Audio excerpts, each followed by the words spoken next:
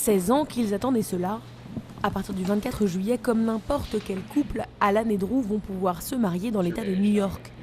Ils prévoient déjà une fête grand format.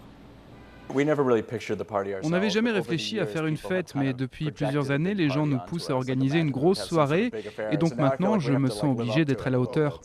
Organiser des mariages pour des couples de même sexe, c'est justement le métier de Bernadette. Aujourd'hui, elle vient prospecter un hôtel susceptible d'accueillir des cérémonies et des fêtes de mariage. Ses clients dépensent en moyenne autour de 10 000 $ pour leur grand jour.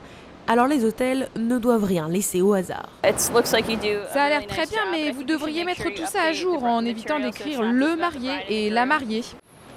En 2007, un rapport de la ville de New York estimait à 184 millions de dollars les retombées économiques du mariage homosexuel.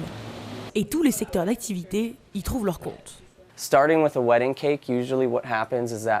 commence par le gâteau de mariage et ensuite il y a le gâteau pour fêter une naissance, puis les anniversaires des enfants. C'est donc le début de quelque chose et ça marche très bien pour nous. Une aubaine commerciale qui s'affiche aussi dans les vitrines. Nous habillons 3 ou 4 couples homosexuels par semaine. Et avec la nouvelle loi, ça pourrait tripler ou quadrupler. Le filon n'échappe pas au monde spirituel.